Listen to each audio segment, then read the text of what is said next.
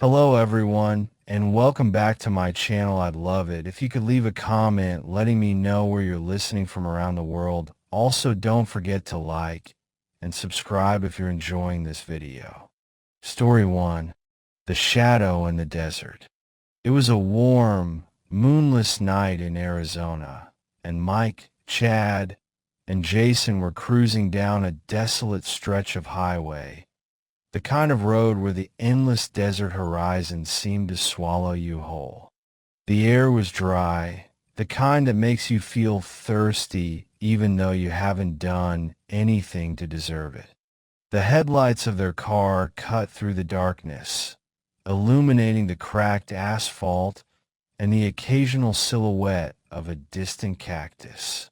There was nothing for miles except for the wind whispering across the empty landscape and the occasional buzz of the tires on the road. The three of them had been driving for hours, making their way back from a weekend camping trip, and the fatigue was starting to weigh on them. There was nothing around for miles but barren desert and the stars above. But as they passed through one particularly lonely stretch of highway, something odd caught Mike's eye. He squinted, pulling himself forward in the driver's seat to get a better look. A figure. It was standing off to the side of the road, just barely visible in the shadows. Mike's heart rate picked up. Was it a person? A hitchhiker? Out here, in the middle of nowhere? Hey, do you see that? Mike asked, his voice low and uncertain. Chad, sitting in the passenger seat, followed Mike's gaze. Yeah, what the hell is that? Jason, who had been dozing in the back, stirred awake. What's going on? What's out there? Mike slowed the car down, and the figure began to move. At first, it seemed like a person, a thin, tall figure, cloaked in the shadows. But as they got closer, it became clear that this wasn't a person at all. The thing was too tall, unnaturally tall. Its movements were jerky, like it was shifting between positions in the blink of an eye. It darted across the road and disappeared into the darkness just as quickly as it had appeared. The three friends exchanged uneasy glances. Did you see that? Chad asked, his voice trembling slightly. Yeah, Mike replied, swallowing hard. It was moving weird, too fast. Jason turned his head, squinting out the window. I don't know, man. Maybe it's just some guy. We should stop and check. Mike felt a knot tighten in his stomach. Something about it didn't feel right. Still, Chad was already pushing the door open before Mike could protest. We might be able to help. Just a person. Maybe they need a ride or something, Chad said, trying to sound confident. Against his better judgment, Mike pulled over to the side of the road. The car idled in the silence of the desert night. The wind had stopped blowing, and the world seemed to hold its breath. The faint hum of the engine was the only sound as they waited. For a moment, nothing happened. Then, from the corner of his eye, Mike saw movement. The figure was closer now, standing just out of reach of the headlights. It was moving again, but it wasn't walking. It was crawling low to the ground like an animal on all fours. Jason's eyes widened, and his voice came out in a strained whisper. What the hell is that? The figure's head jerked toward them, and for a moment, Mike could have sworn he saw its eyes gleam, glowing like something not human. The hairs on the back of his neck stood on end, but before anyone could react, the creature opened its mouth. A low, guttural growl filled the air, a sound so inhuman that it made the air around them feel thick with fear. The sound wasn't coming from the figure's throat. It was coming from something deep inside it, like the growl of a wolf, but distorted, warped, and twisted into something darker. "Get in the car now," Mike shouted, his voice cracking with panic. Chad slammed the door shut, and Mike hit the gas, throwing the car into motion. They sped down the highway, but as they glanced back, they saw the creature again. It had stepped into the headlights, and what they saw next nearly stopped their hearts. The thing stood upright now, fully exposed in the harsh light. Its shape was unmistakably human, long arms, legs, and a slender body, but its face was something out of a nightmare. It had the features of a man, but twisted, smeared with the features of something far worse.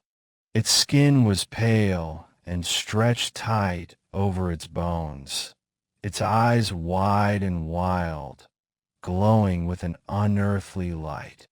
But it was the face that made Mike's blood freeze.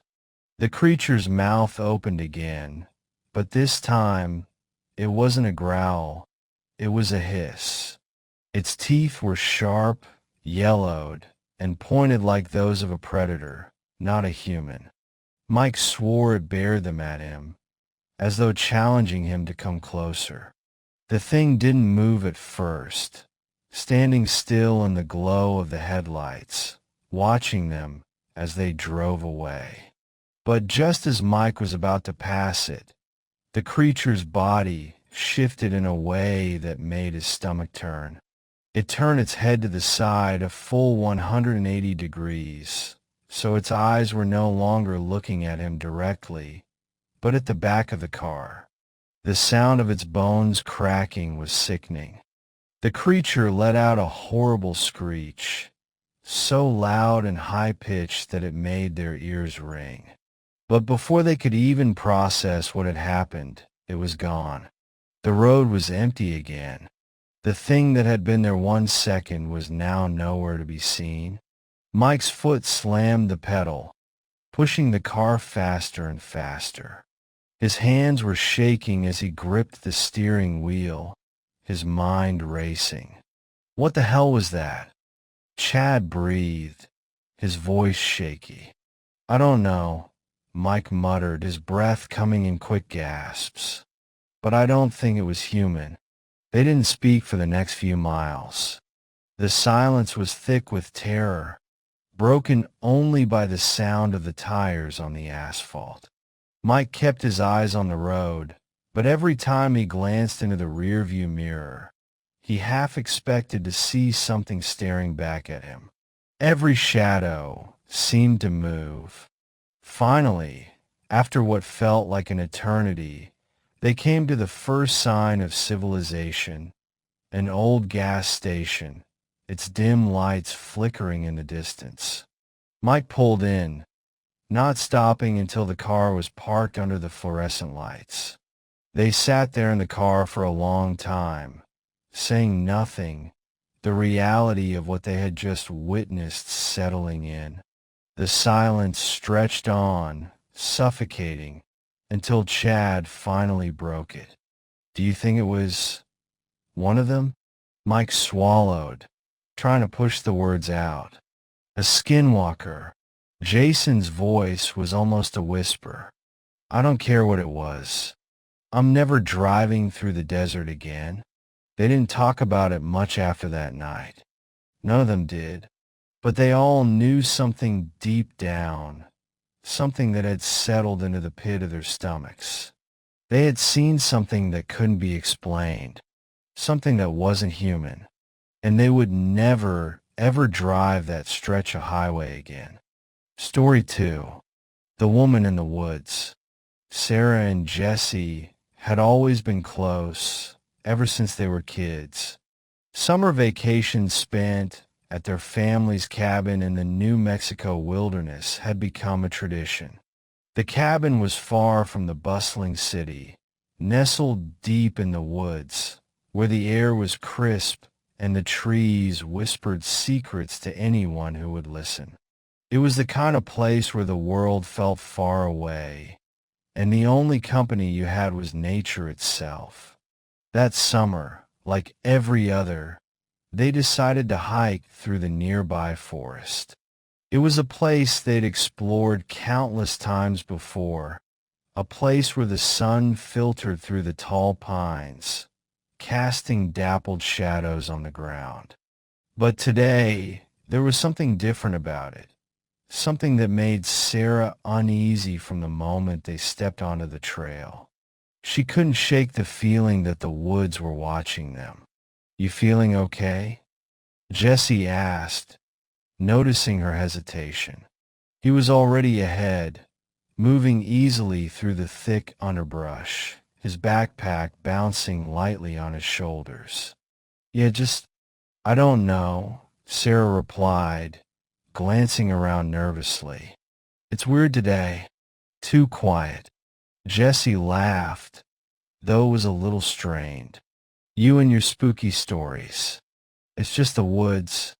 Maybe the wind isn't picking up like usual." But Sarah wasn't so sure. The forest had a way of shifting in the quiet moments, of seeming alive in ways that made the hairs on the back of your neck stand up. The silence felt heavier today, thicker, like the trees themselves were holding their breath. As they moved deeper into the forest, the daylight began to fade, and the shadows stretched long across the trail. The sun, now low in the sky, bathed everything in an orange glow. The woods seemed to grow darker, denser, and the temperature dropped a few degrees, making Sarah's breath puff out in small clouds in front of her. She and Jesse had always laughed off the old stories the locals told about the woods, about skinwalkers, shape-shifting creatures who could mimic the appearance of animals or humans. They were just stories, legends passed down through generations. At least, that's what they had always believed. But now, as Sarah glanced nervously over her shoulder, she wasn't so sure. "Do you hear that?" she whispered, stopping in her tracks. Jesse paused, his brow furrowing as he listened. At first there was nothing. Then came the sound, soft rustling in the underbrush, as though something or someone was moving through the woods just out of sight. Sarah's heart skipped a beat, and she felt a chill run down her spine. "It's probably just an animal," Jesse said, though his voice wasn't as confident as before. They continued walking, but the rustling persisted, growing louder, closer. It wasn't like the usual sounds of wildlife. This was something deliberate, something that was following them, watching them. Sarah's nerves were on edge, her skin prickling with an instinctive warning. Something wasn't right. Suddenly, the rustling stopped. "Look," Jesse said, his voice low, almost hesitant. Sarah followed his gaze. There, standing at the edge of a clearing, was a woman. She was unmoving, just standing there in the fading light. Her figure was slender, but her clothes were torn, as if she had been through something horrific. Her skin was pale, ashen even, and her long hair hung in tangled clumps around her face. For a moment, Sarah thought she might be lost, maybe injured. "Hey, are you okay?" Sarah called out, her voice shaky despite her best efforts to sound calm. The woman didn't respond, didn't even move. She simply stared at them, her eyes glowing in the dim light. A cold gust of wind swept through the clearing, and Sarah shivered, pulling her jacket tighter around her shoulders. The air had grown thick with an unnatural cold, and the rustling from earlier began again, this time louder and more frantic. Sarah's heart raced, a feeling of dread settling over her like a heavy fog. "Something's not right," Sarah murmured. Jesse took a cautious step forward, trying to get a better look. Maybe she needs help. But as he moved, the woman's body began to twitch, a strange and unsettling movement that sent a jolt of fear through Sarah. She watched in horror as the woman's back arched unnaturally, her head tilting to the side in a way that no human could. Her body contorted, twisting in grotesque motions, until her face twisted into something unrecognizable. It was no longer a woman standing before them. Her skin stretched and cracked, revealing something far more sinister beneath. Her eyes, once glowing with an eerie light, now shone a deep, unnatural red. Her mouth opened wide in a snarl, showing sharp, animal-like teeth that gleamed in the fading light. Sarah's blood ran cold as the woman, no, the creature, dropped to all fours. Its hands, now claws, scraped against the dirt as it growled low, a sound that echoed deep in Sarah's bones. Before either of them could react, the creature let out a scream, a high-pitched, bone-chilling screech that sounded like 1,000 voices in agony, all wrapped into one. The sound was so raw, so full of torment, that it froze Sarah in place. She couldn't move, couldn't breathe, as the creature slowly backed away, its eyes locked on them with a predatory gaze. And then, as suddenly as it had appeared, the creature disappeared into the darkness of the trees, vanishing without a trace. For a long moment, neither Sarah nor Jesse moved. The only sound was their heavy breathing, their hearts pounding in their chests. The woods, which had once seemed so peaceful, now felt alien, hostile. The air was thick with the weight of something ancient, something that had always lurked in the shadows. Did we just see that? Jesse's voice was hoarse, barely a whisper. Sarah nodded, her eyes wide with terror. "That wasn't a person, Jesse. That was a skinwalker." The words hung in the air between them, thick with the weight of the truth. They'd heard the stories, the warnings from the locals about the creatures that roamed these woods, but they had never truly believed them. Until now, without saying another word, they turned and ran. The path back to the cabin, which had seemed so familiar, now felt impossibly far away. They pushed through the thick trees, their legs burning, their breath coming in ragged gasps. The sound of their footsteps was drowned out by the distant rustling of leaves. Too close, too fast, as if something was moving in the woods just beyond their reach. Finally, after what felt like an eternity, they burst out of the tree line and into the clearing where their cabin stood.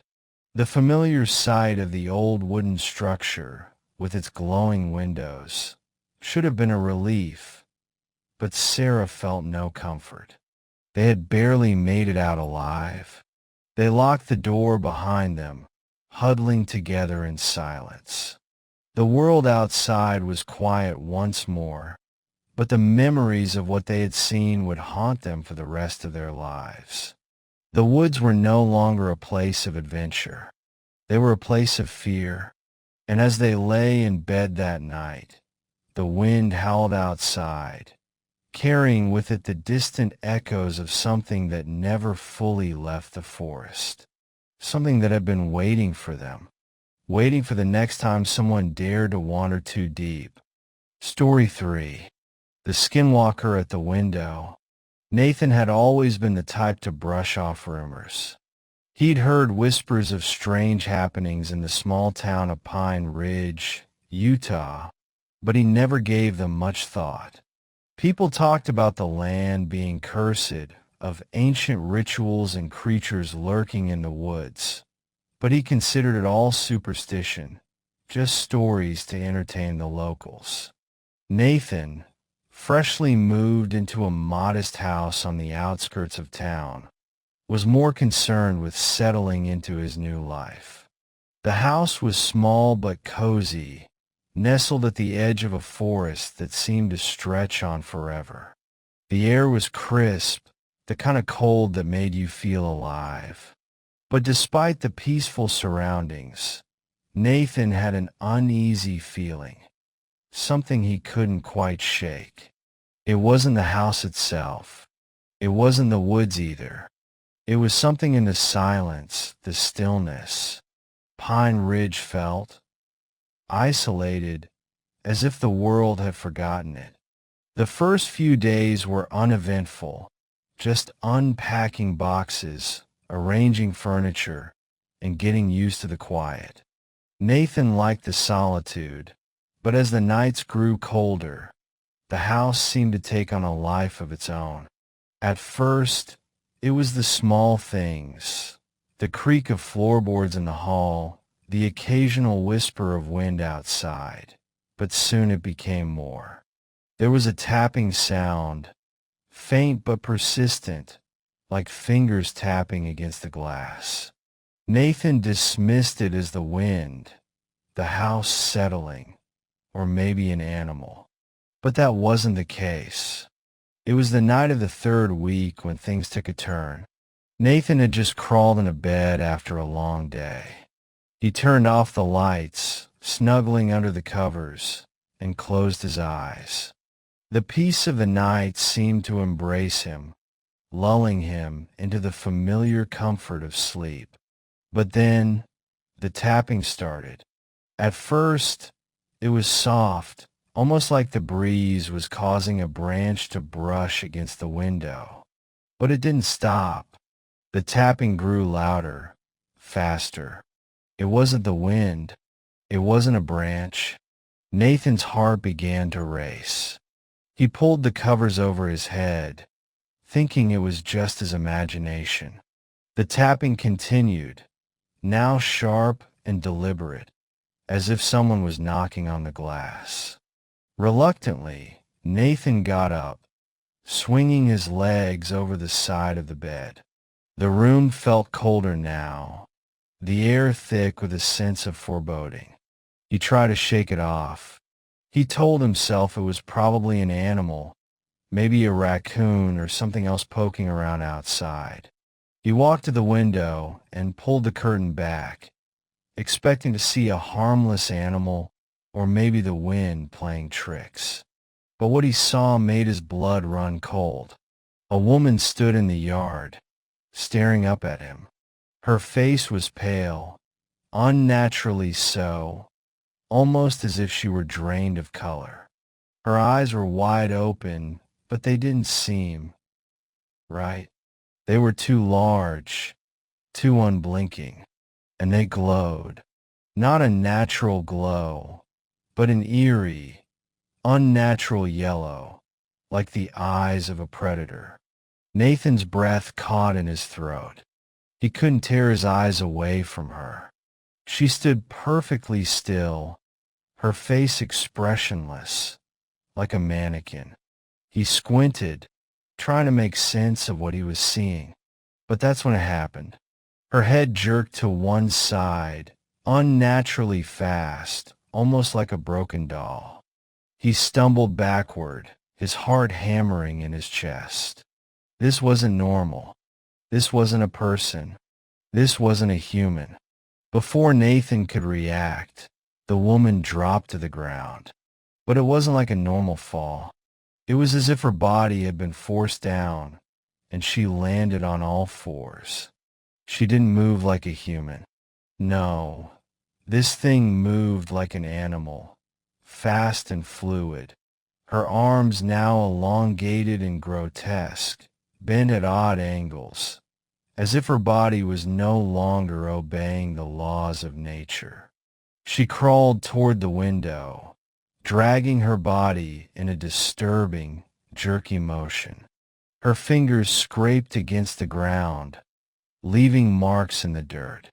The sound was sickening, like nails on a chalkboard, a high-pitched, screeching noise that made Nathan's stomach turn.